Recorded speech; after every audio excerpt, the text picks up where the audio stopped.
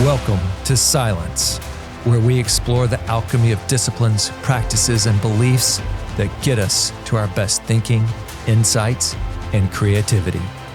Now, on to the show. Jonathan, good to see you. Good to see you, Rob.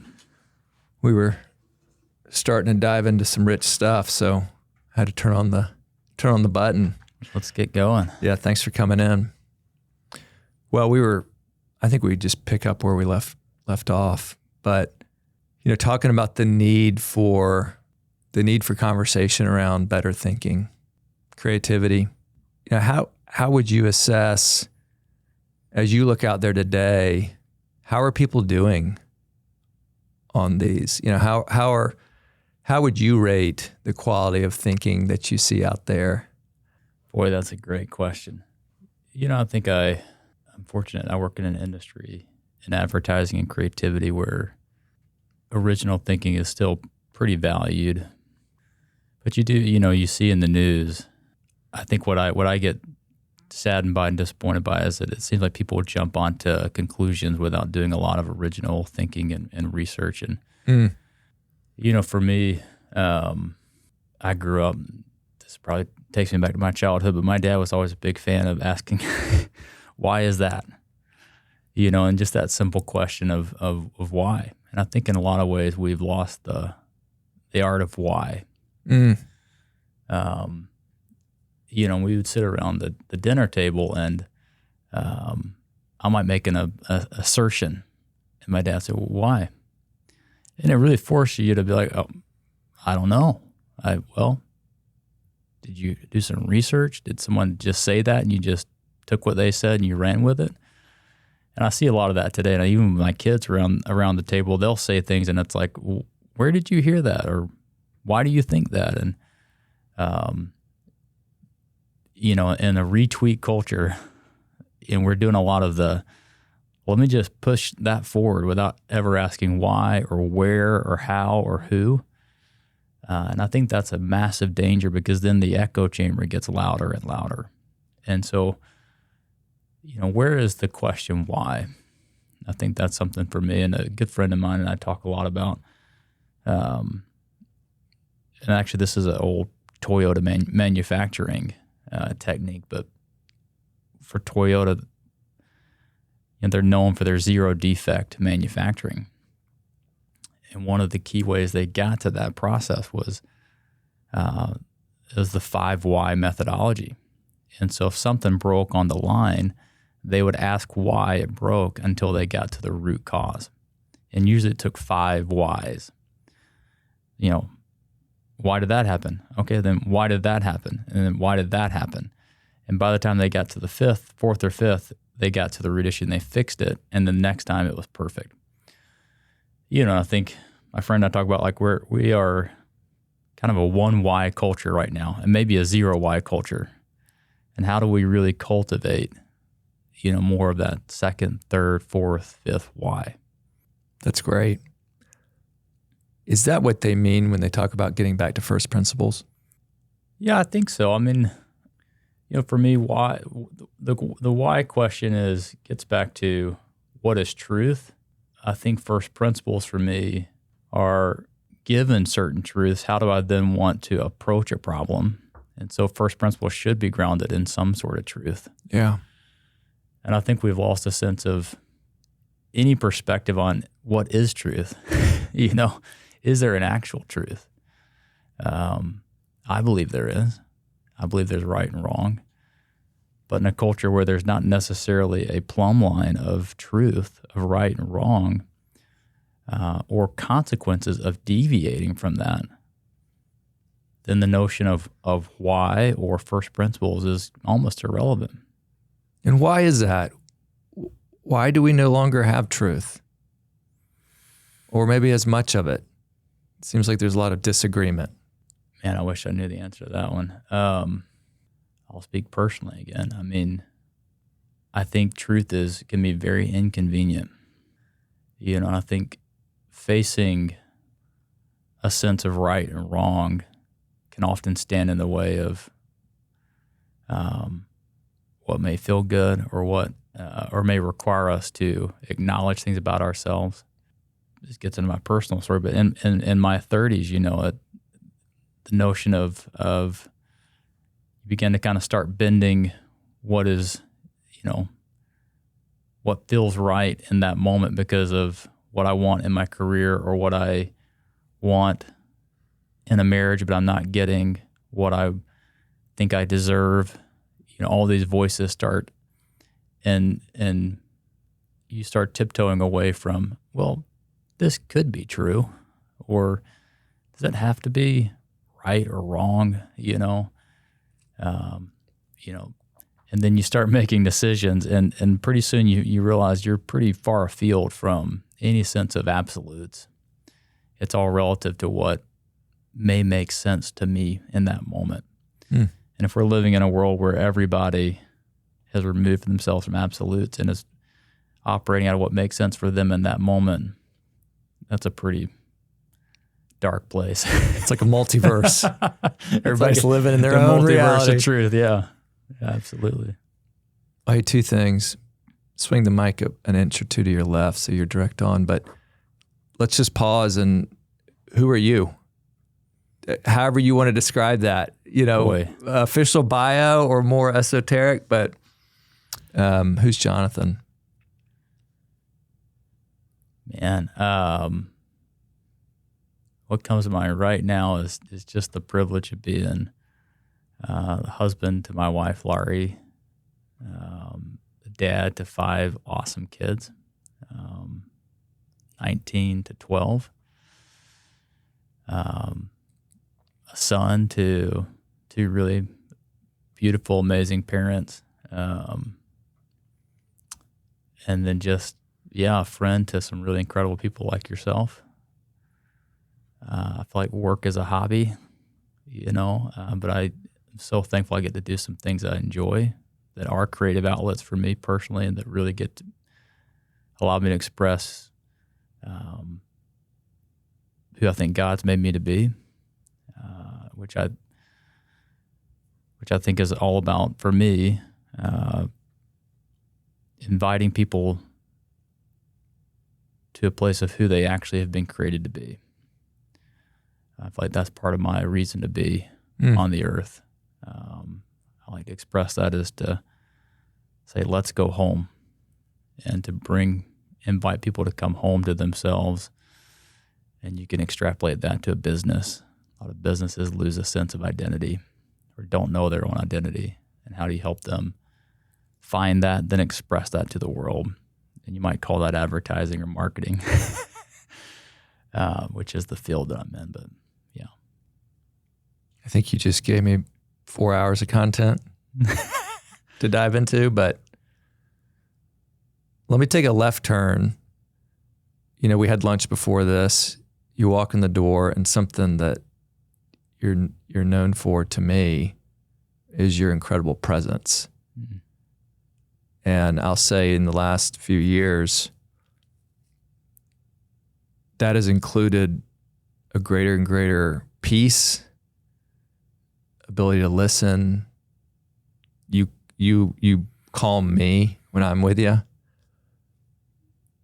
You're so thoughtful.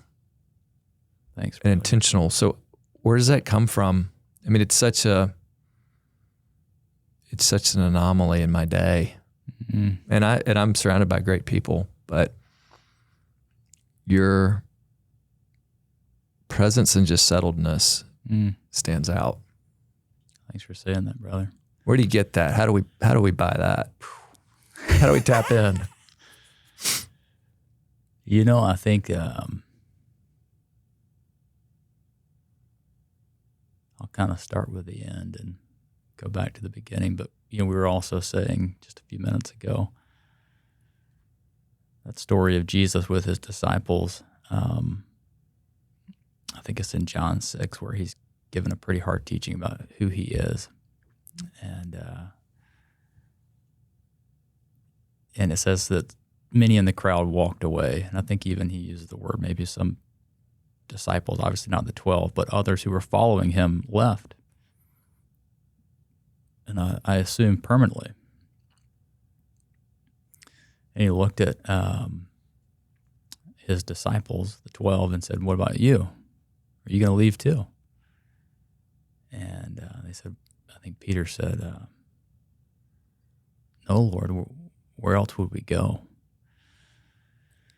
And I think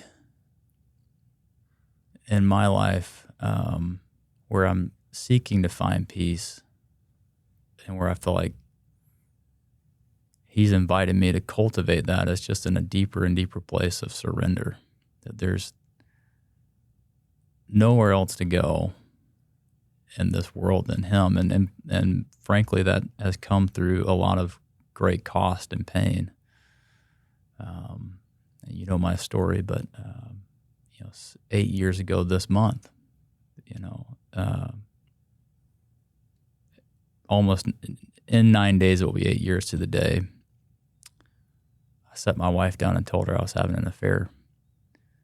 And a friend of mine had basically told me to sit her down and tell her, or he was going to tell her.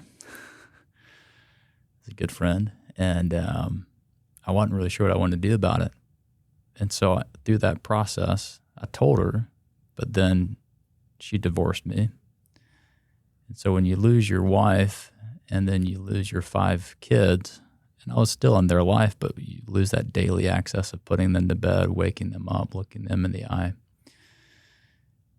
And in so many ways, back to the point about inviting people home, my life was about leaving home because I wasn't in a place of peace. I was in a place of anger. I was in a place of confusion, a place where I had no sense of right and wrong, where I had let myself believe so many lies about the world that I could make those kinds of decisions. You kind of get to the end of that road and you have to decide, am I going to stay in charge of this and keep blowing things up, or am I going to... This is not working out very well. And you try to tell yourself it is, and you try to explain that, okay, this is better and this is great and I got all this freedom now. And that person that was causing me so much pain is gone. But then you realize, gosh, this is really about me. And I'm running. And I am trying to, basically back to the very first lie when Satan said, hey, what you've been given in this whole garden isn't enough. There's that one thing that isn't yours, that if you got that, you would know all good and all evil. And I bought that lie, and humanity, I think, has bought that lie in so many ways, but I had bought it and had run with that versus like, hey, come home to what I already gave you, what I already have created you to be. And so I think when you finally get to the point of, am I just going to surrender or not? And so the pathway of saying, okay, God, what does it look like to just go on a journey of completely letting go and coming home to you, coming home to myself, and now being on that journey for about 5 years. I think that's, to answer your question, hopefully cultivating a deeper sense of presence and peace. Because I think when we stop chasing the thing we don't have and we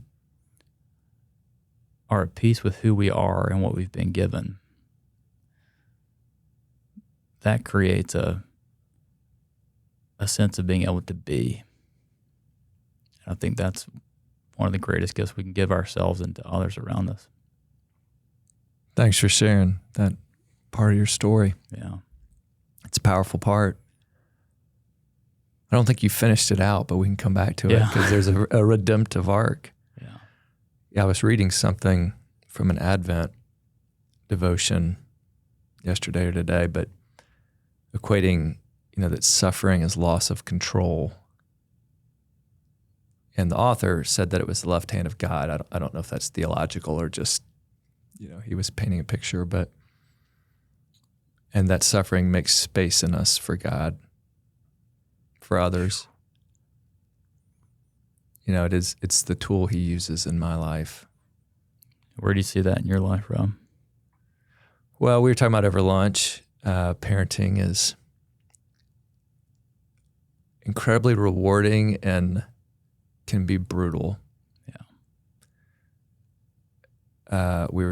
My wife and I were talking last night. If everybody told us this, and now we're feeling it as you move. We've got 4. You've got 5, so you still got me beat. And I won't. I'm not going to top you on that. Yeah, one more. But you move from the physical to the emotional, and our kids are mostly out of the physical stage. Physical needs, and now it's emotional, and it is like working. I don't know the right math term, but like an 8-sided Rubik's Cube. They all need something different. Yeah. Often at the same time. You're switching gears from 6 to first to neutral to reverse.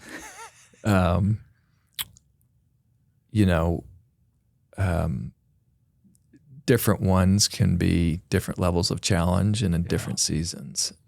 But that is where in this season, that's where my suffering comes from, which sounds harsh. But a lot of it is because I'm having to look at my own failures and faults and cracks and wounds. And that's the hard part, right? Well, you said something over lunch that was really profound. And maybe this reframes the word suffering, but you said that you're in this space where your kids are your greatest teacher. And it's, I guess you could say the school or learning can be akin to suffering. But it's almost, you think about exercise, right? It's the stretching of the muscles. It's the breaking them down so they can grow. That's right. So I'd love for you to even kind of reflect on the posture of, the humility to take a posture of a student to your children is profound. Yeah. Thanks. I need to keep that in mind because it doesn't feel that way when you find yourself acting like a 6-year-old. It's like, how am I being drawn down to the age and level of my children in this argument? But I think that's the work too. And kind of this lingo that, to me, that's when we find, like, I know when I'm triggered and I'm reacting and acting like that child, I've kind of lost my sense of being home. Yeah. I've gone into an anger mode because I don't have what I want, or I'm not getting what I want. Yep. And so I've kind of left home to try to get that thing. And so even in the micro moments, day in and day out with my kids, or even at work, if that same dynamic's happening, or with my wife, it's like, how do I just come back to a place of, okay, this moment, I can be who I am, and it's going to be okay, even if I'm not getting what I want from my child or from. And then the cool thing is like, how do I invite my child to come home to themselves? And to, if they're acting out, help them process, what are you feeling right now? Like, you're not getting to play the Nintendo, or you're not getting why is that upsetting to you? Like, what's going on inside of you? And trying to help them. And the reality is, like, we're all on a journey. And I think sometimes the dynamic is too much parent to child. And I love what you said. It's also child to parent. And really, I think the goal is almost shoulder to shoulder and saying, how do we invite our kids to be in this dynamic relationship with us where we're all stumbling towards Jesus and saying, hey, no one really has a corner on the truth here. We're just all trying to surrender a little bit more. And hey, hopefully I'm a few steps ahead of my kids, hopefully. But I'm inviting them to come with me on that journey. And some days, like you said, we're learning from them. And if we can do that with them, that's the lifetime invitation. Like, walk together towards Jesus. Yeah, I was reflecting on why they are my greatest teacher right now. Some of it has to be, there's like a transparency and rawness. They see me like with all my shields down. Mm-hmm. I can go through a work day and we all know what to say and what to do, and there can be rubs and conflicts, but they see me as I am. And because they're children, they have this unbelievable honesty. They don't really filter. Yeah. And so they'll let you know how they see it. Which is a lot harsher than most coworkers. That's right. So you really get this true mirror.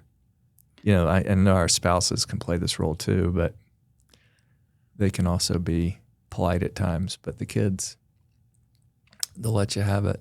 And so they become this mirror of like, my state, my relationship to home, as you put it. That's beautiful. Well, too, and it's how we relate to our kids, and this is way outside my pay grade, but is so often, to your point, just an absolute reflection of how we were raised, and we're just repeating what we saw modeled, and a good chunk of that was not healthy. Even if our parents were trying their best and doing their best, and in some cases they weren't. Some cases, parents are not healthy, but when we do that and then they react to that, our kids react to that, or they reflect that back to us, that is the chance to see things we probably wouldn't normally see about, gosh, I do that same thing that my mom or dad did. Yeah. Because we're not always acting out of our gut with coworkers. We're acting out of kind of learned behavior, social norms. But that raw, unfiltered, particularly, and I think to me that's part of the beauty, and it sounds like you do this with your kids, of asking our kids to be honest with us. And that's not easy, because when they are, boy, it can blow right back up in our face. But if we can let them be honest with us, then the learning is so much richer. Yeah, and what comes to mind is a lot of this journey is knowing who I am. Yeah. Now then nested in who am I in God, but I don't know, it's almost like I'm walking through life blind if I don't have a good picture of who I am, how God created me. And I think good friends can help give that to you. Certainly spouse and mentors and counselors and coaches, but children, again, they're they don't have the cognitive reasoning of a fully developed human or a fully developed adult, but yeah, they're this incredible mirror. Yeah. And then it shows me those things. What's something which then gives me the gift of, can I make peace with that? Yeah. Can I choose to love all of me? Even, the hard and ugly parts, the broken parts, and the great parts. Yeah. That is often as big a struggle as to know and claim and live into what you're strong at. Yeah. Particularly, I think, in some of the cultures we operate in, it's, we have to be falsely humble. Yeah. What would you say is one or two areas that you've learned about yourself from your kids? I'm unfortunately more volatile and emotional than I would like to think. I probably project or try to project. I don't know if I do a good job. You do. Having things under control, being more at peace and level-headed. And I think that is my adaptive self, per some of the testing. I know that people around me at work won't put up with, but somebody can get my goat pretty easily. And so they can break down those walls of seeming peace to where I feel very flustered and I can't think straight, Yeah. It's amazing how these kids can get me where I can't think straight. Just see red. Yeah. Right. Just like, man. oh my gosh, I can't believe you said that. But so, yeah, I have this image that I want to be cool, calm, and collected. And I mean, the reality is a lot of times I am with them, but they more than anybody else can get me really wound around the axle. Man, one thing I love. But it's good for me to see that. Yeah. It's good for me to see that. And one thing I just love and admire about you, brother, is that, we've been talking about some of these things for 12, 18 months. And, the work that you put in to be the student and to let those lessons sink in and to grow is incredible. Thank you. And I can see even from this lunch to our last lunch, just an ease and a peace, particularly around some of those family dynamics. But it's palpable. Mm-hmm. I know you've put a lot of hard work in, and you've been the student, and that's a huge credit to you. Thank you. I feel the same about you. And I think it is something, the deeper you mine. And then I know there's work sometimes with what you uncover, but the deeper you go, the I love how you put it, the more at home you feel, the more grounded you are, the more at peace you are. Yeah. So it's this really tough journey. I keep thinking about the dwarves and Lord of the Rings going to those mines, like deep in the earth, but there's gold in the mines. Well, it's to play that analogy out even further. I think every one of those little moments with our kids that trigger us, or whether it's at work or you could say really any pain, is an invitation to open that doorway and to go down that shaft or that mine and what's down there. And you think about the rest. Why did I react like that? Why did I react? And what's behind that? Or why am I worried? Yeah. Why do I worry that this thing or that thing about my job or about my marriage or about my kids? And at the end of the mines, the dwarf mines, Gandalf faces that Balrog, I forget what it was, the big demon, and had to go down in the underworld and battle it out. Yeah, deeper still. That's right. And they thought he had died. And that was, I think the allegory sort of Jesus and going down and fighting. But like, that's what, we can stuff those things down, and hope they never come out, or we can open the door and say, what is behind that door? And we can go do that battle. Yeah. And I think each one of those doorways or triggers is an invitation to like, what is happening here? God, what do you want to teach me now about an area where I have gone afield and have not resolved some sort of fear or desire? And by doing that, I can get to a deeper place of peace and being at home with myself, with others, with you. Yeah, it's been helpful for me to think about this journey also as a journey with the ego. Not necessarily like the boastful, arrogant ego, but,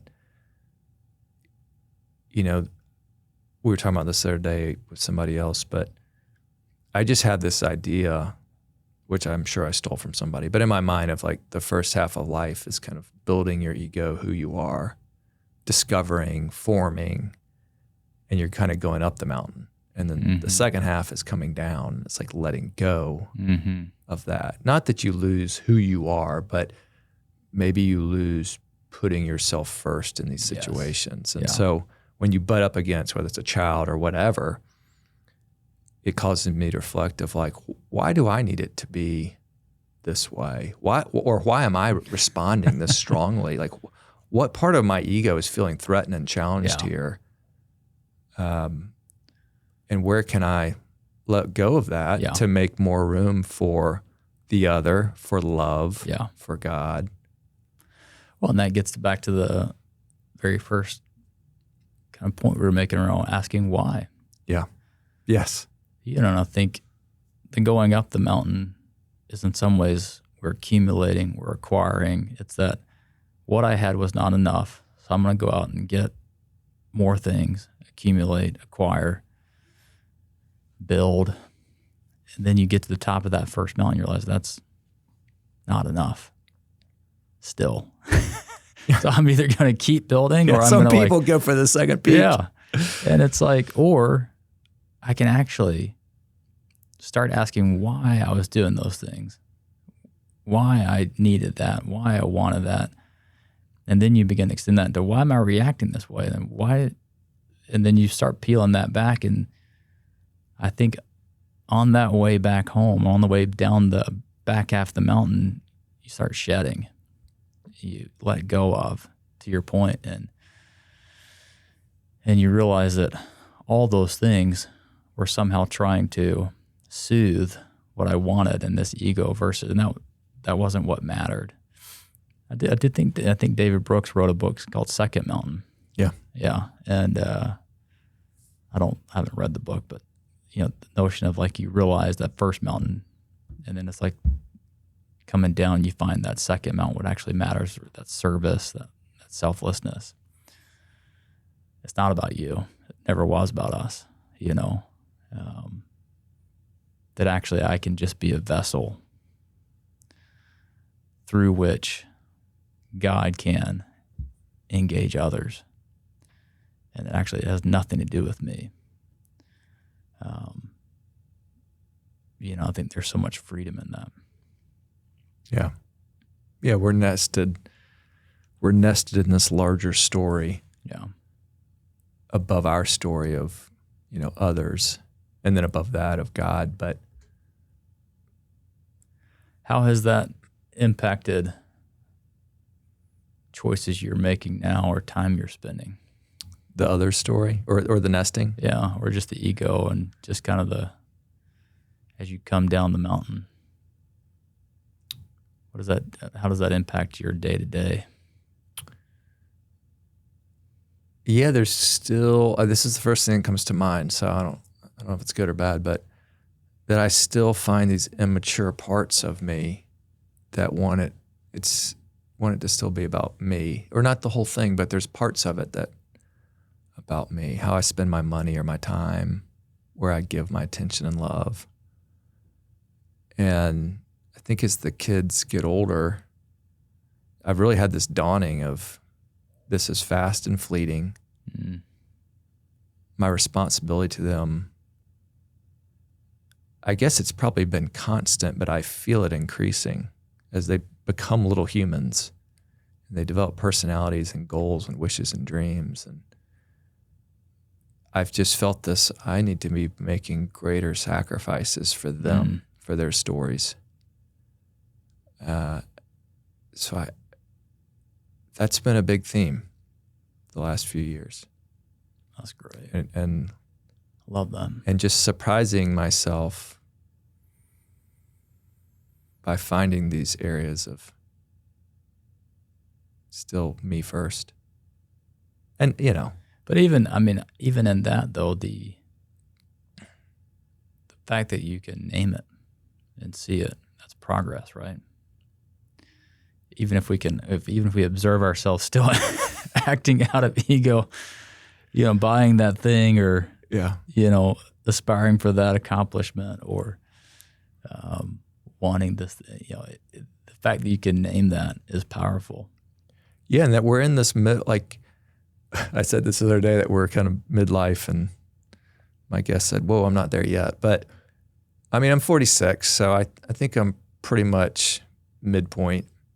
I hope, you know, if I can live that long. But so I do feel caught in two worlds of one world looking back and being sad about losing some of the freedom and irresponsibility and fun of youth. And then the other half looking forward with anticipation of like, oh, like it is freeing to let go of things and die to self and become that sage in the woods. But some days I'm not ready to let go of the first half. I just pulled up this. One of my best friends is doing some coaching. This quote is really long. But it is this notion of midlife. And I think because when you said you're 46 and the point that this quote is making, or this coach is making, is that midlife is a mentality. It's almost I'll just read a couple of lines of this. There comes a point in every man or every person's life when he begins to sense a shift, a pull towards something deeper, more meaningful. This moment often arises in midlife, a phase that can feel disorienting but is rich with opportunity. It's a time when we are invited to make the turn, which I think is, you were just describing that, but making the turn is the process of moving from an external orientation focused on achievement, acquisition, and validation, external validation, to an inward path where we are called to relinquish what no longer serves us and aligns more with our inner source, or what we really value. This turn is less about what we can add to our lives and more about what we are willing to release. And then it kind of goes on to talk about some things from Carl Jung, but this notion of becoming who we really are. You know, and I think there's, what you're describing is this notion of up the first mountain, we stack all these things around us, and those things become our identifiers. And what this is saying, no, your actual identifier is inward, inside you, who you actually are. You're kind, you're gentle, you're courageous, you're adventurous. And being able to take your son hunting or your daughter doing X, Y, or Z is actually, that's who you are, not running a business or driving this car or wearing this thing. Yeah, agreed. I was with somebody yesterday that thinks a lot about growth and development through a professional lens. And it's interesting as they chart the levels of growth and development, and not everybody makes it to every level. I mean, I guess 1, 2, and 3, most people do, but 4 is this, 3 is really being defined from the outside in. So you're defining yourself by how others think. And then 4 is self-authorship, a little bit like I think what the quote is getting to. But it's really knowing thyself, even beyond externals, but like, who am I really? My gifts, my talents, all these. And a lot of people stop there because it works pretty well for them. It's their way of the world. It's their lens. But the smaller percentage that can move on to 5, which is the highest in this chart, are those that then say, and it's a little hard to, because this can get a little cerebral, but essentially I know myself and I can see my gaps, and I know that others have things that I need to learn from. Mm-hmm. So it's like this moving beyond. You are self-authored, but then you're going beyond to say there's more I can learn because I don't have the whole picture. That's beautiful. Yeah. Well, and I think I actually was with a group yesterday, and someone spoke to us, and this person works quite a bit with people who are differently abled. And this person was just speaking about the gift of limitation. And we live in a culture where limits are the antithesis of success, where you're supposed to more. And it just blew my mind. I mean, we've been a little bit in a season of just feeling limits in some ways and feeling tired and worn out by life, by raising 5 kids, by doing life and work and all the things, and even some mental health challenges. And so this was just an absolutely refreshing message. And he talked about the three C's of limitation. I won't go into all of them, but it brings clarity of who you are. You can accept it, and being okay with your limit and saying, okay, this is who I am. This is, maybe God gave me or created these limits for a reason. And then it can lead to creativity of how to think about life differently. But the third point is what you're hitting on, is communion. That often our limits actually drive us into communion with others because we need to ask for help. There's something so vulnerable and intimate about that. But you look at the story of Jesus, and one thing that's always struck me is that he often asks the people that have come to him, what can I do for you? It's like he wants us to verbalize our need. And we're terrible at that. We live in a culture where you verbalize on Instagram your success or your, the things you're celebrating versus like, hey, actually, I need this, or I don't have this, or I am limited by this. And I love that. Like, that final stage is actually bringing others into our needs. And that's where the beauty, that's the body, the body of Christ. I thought the other day, like, what if you started a LinkedIn account and it was just all your failures? Because all LinkedIn is just all your successes, bragging. Yeah. Or just, you had a honest appraisal of your strengths and weaknesses. Yeah. Like, I'm good at this, but I really need help in this. Yeah. Well, so many thoughts. One, I was with a teacher the other day, and like in the, from the church, and he was posing that very question of, can you answer that when Jesus turns and says, what do you want? And it's really hard to answer. What would you say? It's like a rabbit hole that keeps going, because for my 6-year-old, it may be a toy or truck. Hopefully as a 46-year-old, I'm not asking for a new truck, though, maybe occasionally. But what is it? What do I really want from him?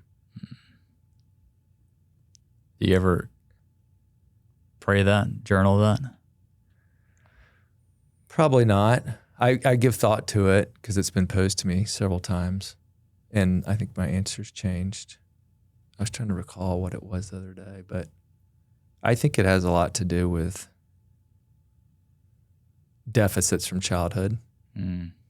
That's informed my lens, perhaps in a skewed way. Like, it's not okay to ask. Well, deficits for me around, needing to feel perfect, needing to feel good enough, those things. So that would be one answer. Like, I'd like to just be at peace with that, because that skews my relationships in the world, and who I am. That you would feel free to be messy. Yeah. Or a work in progress. Yeah. Yeah, that's antithesis to me. Where do you feel okay to be a work in progress? Or are there any spaces where you feel okay? But yeah, certainly with my wife, but with my kids, actually, they're very grace-filled. If we've done anything right, I think it's, we have taught them to reconcile. Well, and it sounds like they're actually part of your feedback loop of being work in progress at this point. Yeah, yeah. So we're all quick. Well, sometimes we're quick to apologize, but we all have a good rhythm of apologizing. So they know I'm a work in progress, and I tell them. And then with, say, friends, or maybe I'll rephrase that, with friends who share their vulnerability. I have a lot of great friends. The ones I feel safest with are those who also share their vulnerabilities. Mm. So I can feel like a work in progress with them, which is real freeing. Man, I'm just struck by that you're modeling that for your kids. And you've got 4 humans that are going to multiply behind you. What a gift. Yeah, it's I had a great dad, but he didn't, if ever, he probably did, but he didn't often admit fault and apologize. And so it's been a new thing for me to go to the kids. Mm. You know, like, when's the right time? What are the right circumstances? Am I doing it because I need something from them, or is this really more about either modeling or, you know, but just say, hey, I was out of line. I'm sorry. You know, please forgive me. Man, I'm even just admire that you are even cognizant that sometimes you might do that because you need something. That's next level, man. Oh. That's getting to that 3rd or 4th why. Yeah. Yeah. You know, but even in the imperfection, right? Like, the spirit is good that you're going for. You're a work in progress, and even if it's to help you feel better about yourself, you realize that, you know. So can we blow this out a bit? And I'm really struck by the 5 whys. I want to approach this in a non-judgmental way, but it does not seem like we see a lot of the fruit of this in and around us in culture. And I know that, you know, behind the scenes, a lot of people are doing great work, but because we've talked about some of maybe the deficit of growth and development, and some of these things we talk about, we don't see the fruits of it a lot. Yeah. I don't know. Any thoughts on why this is in the world today?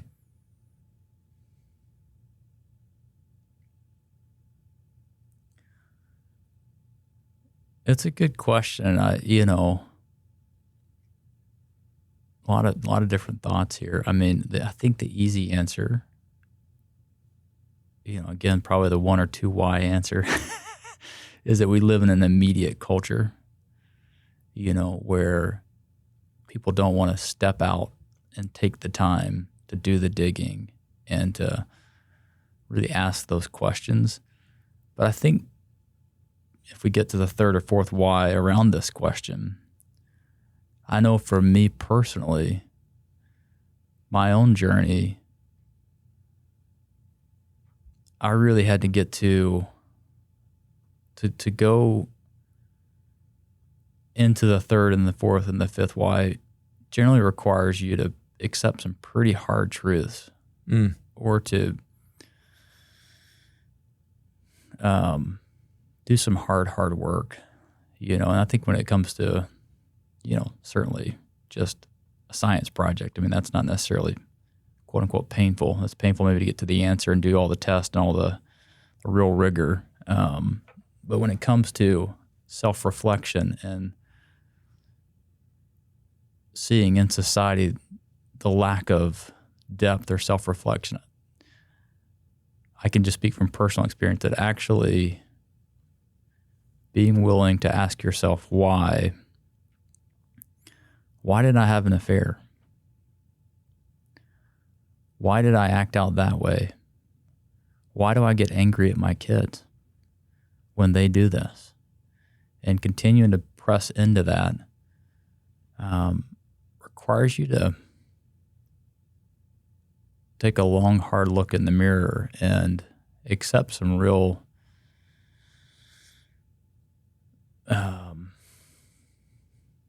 pretty painful truths at times. And, you know, I remember one time my daughter came to me with a painting. I think she was at my mom's house. My mom's a painter, and she and another daughter were painting. And she brought me a painting, and in the painting were 2 houses side by side with the bottom of the painting was a driveway, and then the driveway split to go one driveway to each house. And I could just say, oh, Annie, that's a great painting. Or I could sit there in the reality that my daughter at age 7 or 8 is expressing her reality of having to go down 2 driveways in her family. And what does that mean? And I did that. And am I okay that I did that? And if I'm not okay, well, what does that require of me? And, you know, a lot of journaling, a lot of therapy, a lot of crying, a lot of crying out to the Lord eventually. And you begin to realize, wow, that's not who I want to be. That's not the life I want to live. And so then you kind of reach that conclusion. Then it's like, well, okay, then how do I get to the new behaviors? So there's the, you know, and in some of my own personal processing through a lot of those things, I went and spent a weekend with my cousin who's a special operator. And we were talking about life, and I don't know how this came up, but he was talking about how a lot of himself and then his colleagues, when they'd come off the field, off a 6-month assignment, and they'd come back to the States, sometimes they wouldn't even come back because it was too painful just to come home. They'd go to a beach or and party, and just party hard. And that was the way they would cope, right? And at the end of the day, again, this is kind of the notion of leaving home, because we're trying to hide or to mask what we're actually seeking and searching for. He said the old hands knew that you had to really detox, you had to go back home. And he said the best of them, or one guy in particular said, the only way to really get it out of your system is to go sit in a room in the dark and sit until the shaking stops. And most people don't want to sit in the dark until the shaking stops. We want to go out and get that next thing, that next car, that next conversation, that next drink, because I don't want to have to think about the thoughts in my head of how in the world I'm getting a painting for my daughter with 2 driveways. And every time she's at my house on Friday night, she's crying herself to sleep. That's too painful to sit in the dark and let that soak all the way down to my bones until the shaking stops. But if we don't do that, then we're just going to keep repeating that behavior. You know, and so I think, super long answer to your question, but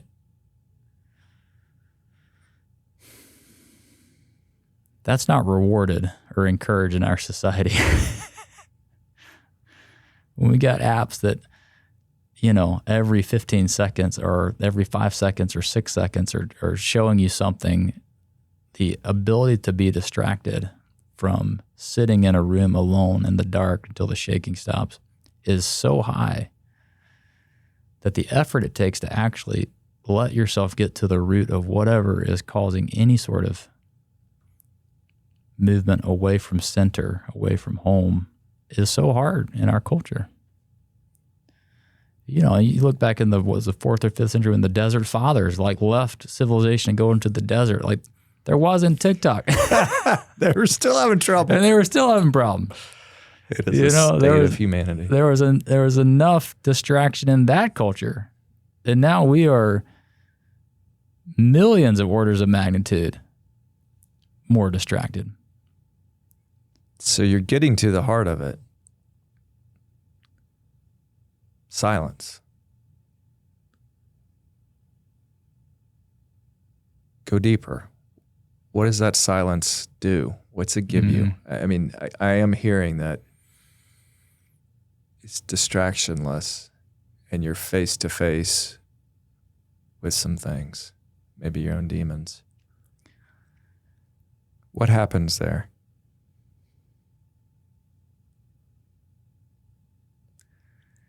Yeah, I mean, I think to expound on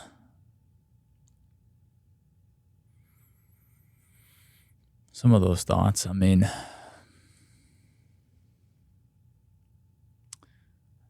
after we got divorced, and I'm probably naturally introspective anyways, but I was already seeing enough pain in myself and enough pain in my kids to like, I have to understand what went wrong here. And I think at first I was trying to blame everything but myself.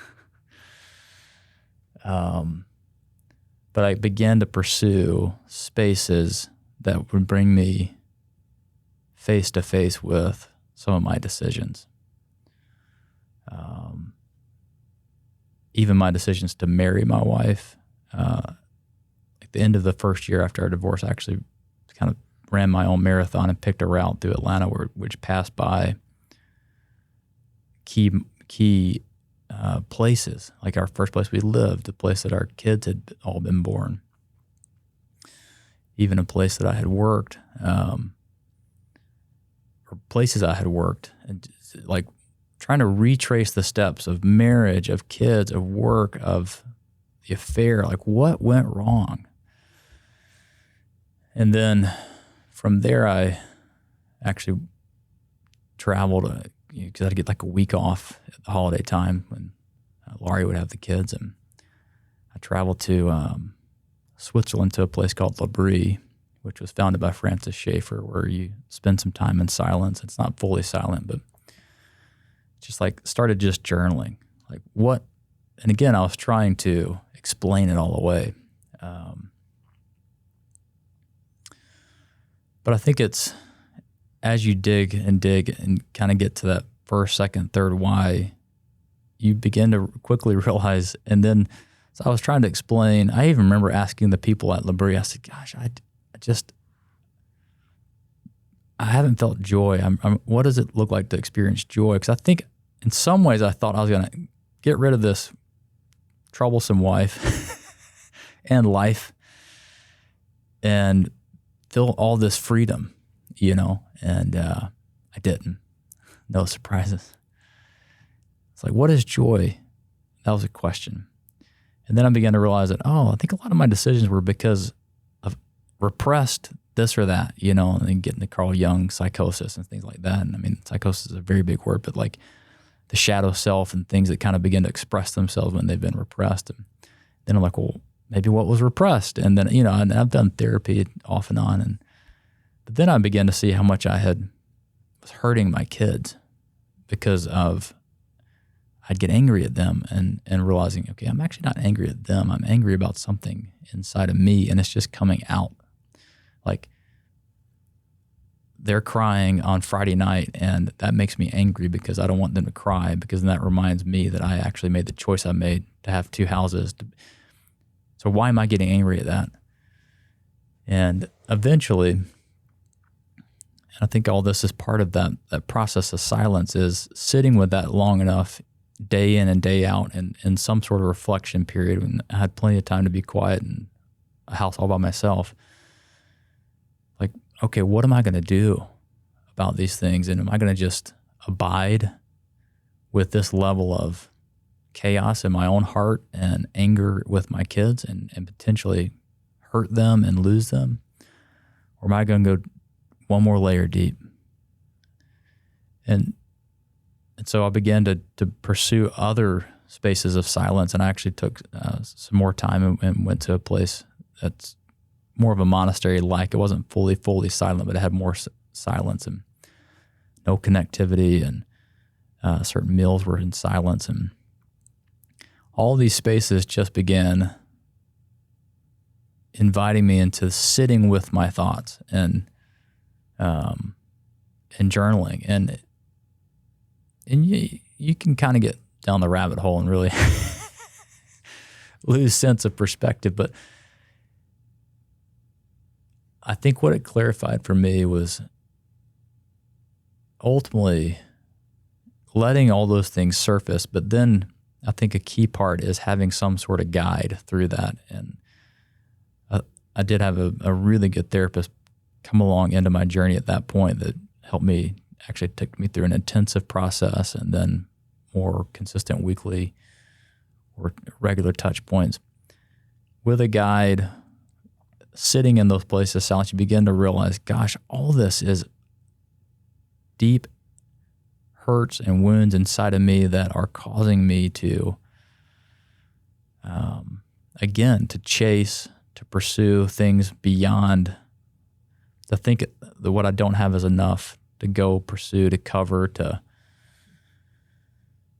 and so to me, that's the role of silence, is the uncovering, is the letting go. And I think then community and or the right guides in those process really help you begin to make sense of that and hopefully help you come home and say, hey, it's okay to feel these things. Everybody feels something, and we all are pursuing something. The key is to get to the root of it, to name it, to voice it, and then to say, how do I begin to actually move towards what matters or what I care about or who I actually am, and stop chasing or covering with all these other things.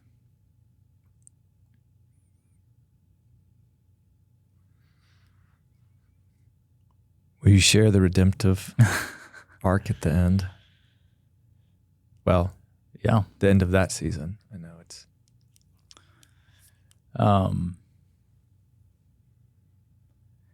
Yeah, I think. And sorry, let me stop. All that you said is redemptive, right? Yeah, and I think that's a great way to frame it. I think anytime we are able to stop and see that so much of who we are being or what we are doing is in pursuit of somehow trying to fulfill a need, and even naming that's redemptive. And that me pursuing success in career, me pursuing validation in a affair, me pursuing pain reduction through abuse of alcohol, even just beginning to see that's redemption. And I think as I began to see that ultimately who I was or who I am is okay, and I don't need those things to tell me I'm okay. And through some of that therapeutic work and just willing to be in the silence, and when I'll never forget, this is probably a good story to tell. That first trip to Labrie, I'll never forget showing up on a Thursday night in the dark off the bus, knocking on the door, and someone answering it and inviting me in. Everyone's it's like dinner time. Everyone's in the family room, all the other guests who have come and are staying there that week or whatever. And I walk in and they all introduce themselves and they said, "What's your name?" And I said, "Well, I'm Jonathan." And it was the first environment in, maybe 20 years where I wasn't, "Hi, I'm Jonathan from Dothan, Alabama," or "I'm Jonathan who went to Auburn," or "I'm Jonathan who worked at ABC or went to this business school," or it was, "I'm Jonathan." And for the first time, this group of people got to know me as a simple expression of however I presented myself, which hopefully was a little truer to self than. And so just getting those little tastes of like, it's okay just to be Jonathan. And what does that actually even mean? And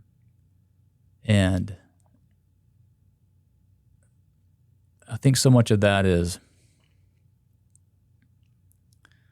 starts from a place of, okay, God, who did you make me to be?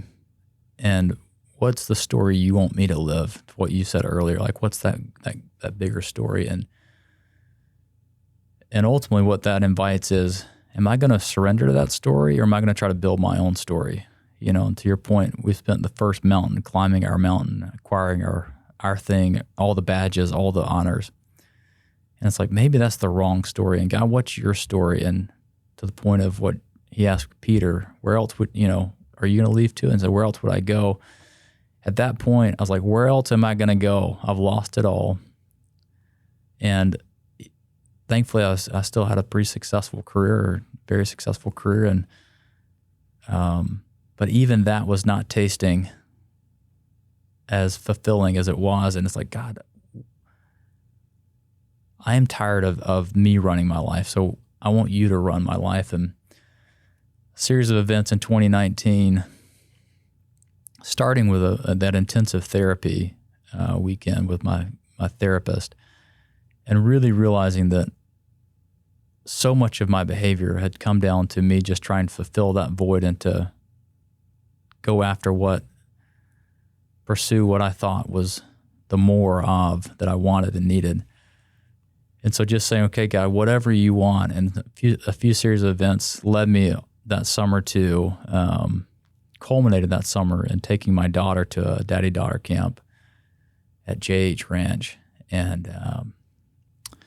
the very first night there, the head of the ranch, Bruce Johnson, was giving a talk about basically who's Lord of your life, and that God has a plan for your life. And are we going to build the plan, or we let him build the plan?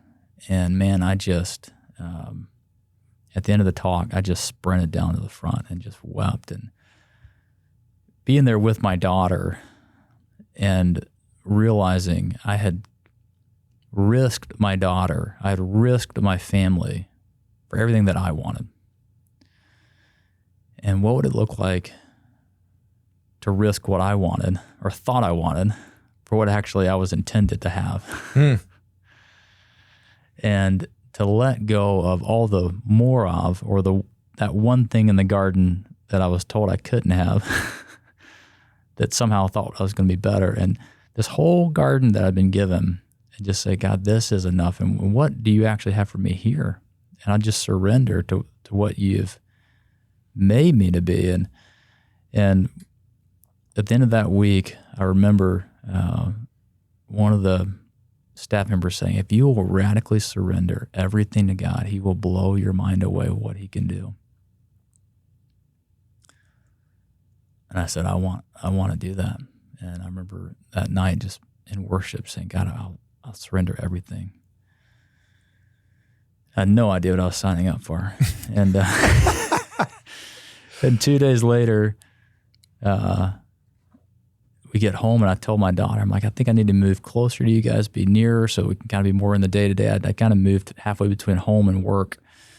And I was seeing them a few times a week per the agreement and all those things, but I wanted to be in the more of that day-to-day. And when we got home from the trip, she emailed me the day after, and a house had gone on the market down the street from them while we were out in California. And I said, hey, Dad, this market's in this house for sale. And I'm like, oh, my goodness. Here we go. She was listening, and this must be what surrender looks like.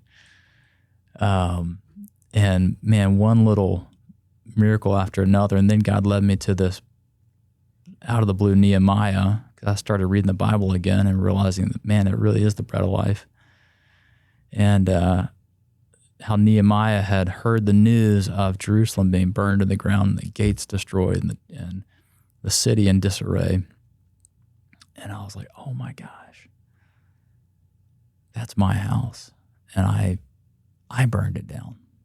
And I felt like God was saying, I want you to go back like Nehemiah went back and rebuild the city. And I was like, okay, God, what does that even mean? Then you study Nehemiah, and there's a physical component, rebuilding the walls. There's an economic, a spiritual, a cultural.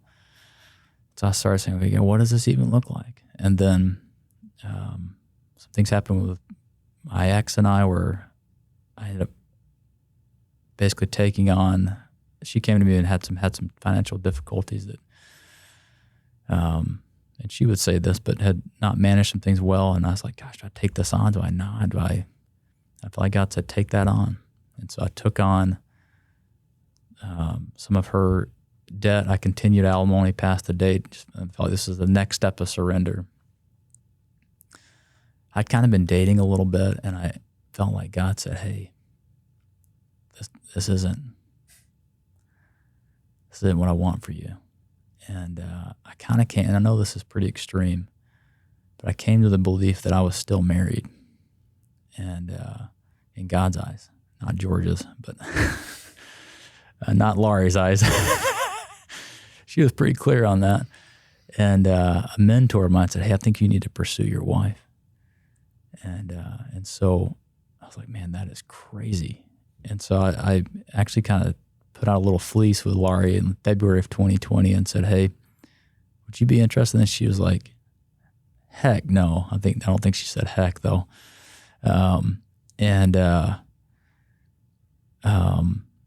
COVID hit, and I'm down the street, so we're kind of doing life day in and day out after COVID hit. And just to fast forward, end of the year, I kind of went back to her and I said, hey, I still feel like I want to pursue, and this is my vision that I feel like God's given me for the family. And whether you want to join that or not as my wife, I want you to be a part. And in my mind, we're married. And I said until death do us part, and I intend to try to live into that. And it was not easy. I'll tell you that. It was hard to try to stay on that path. But by God's absolute grace and miracle, that night, she said, okay, let's give this a go. And that was December the 30th, 2020. And so in March of 2021, we got remarried in George's eyes. Yeah. Yeah. And, the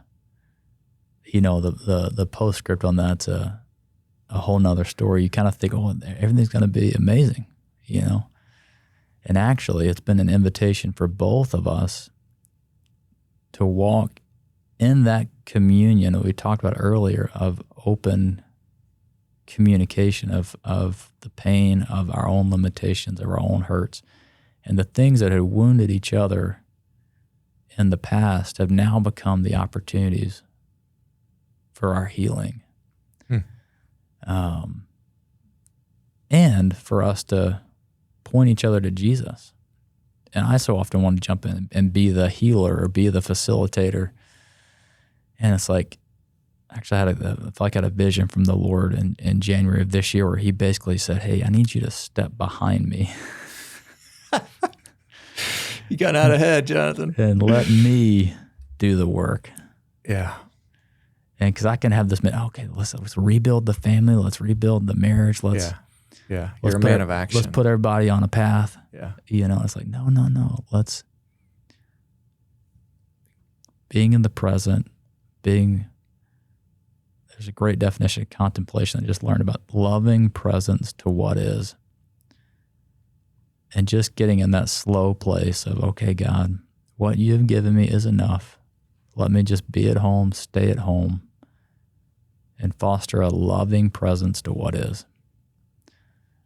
And that level of trust and vulnerability to the Lord, and then to Laurie and to the kids, is home. And that's what, by his grace and the miracle of his redemption, hopefully we're moving towards every day. It's awesome. It's one of the most inspiring and powerful stories I know. Thanks for sharing it. Well, man, it's God's grace and people like you who loved on me in even my worst of times, and you had a front row seat to a lot of it, and I'm so thankful that you stayed. and pursued. And eternally grateful for your presence in my life. Likewise. I felt a special kinship from day one. Me too, brother. I know we need to wrap, but I do want to call out one thing that keeps cycling in my head, I think, from this conversation is this thing of limits and enough. Mm. And I know there's a lot of, I wrestle with this.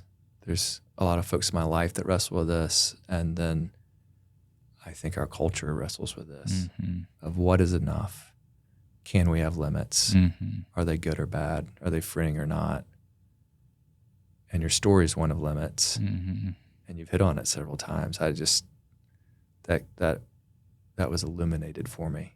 So thanks for that nugget. That's something I'm going to take. It's a daily process for me. I mean, I'm an optimizer, a maximizer. That's right.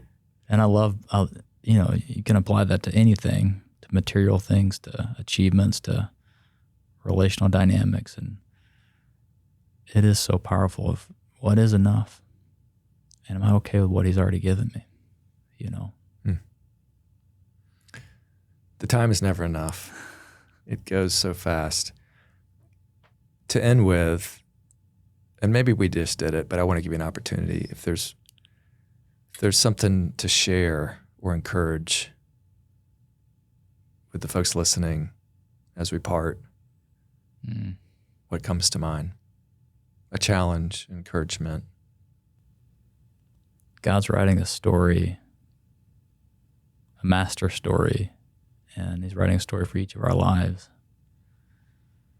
And sometimes I know for me, I thought my story was over, and I think never give up on yourself, never give up on those around you, and that God is relentless in pursuing us and loving us, and his grace is never ending. And the story is never over. And that is safe space to surrender to him, and to let him write the story, let him have the pen and write the story. Great word. Thank you. Thanks, Jonathan. Thank you, Rob. Appreciate you, brother. Love you, brother.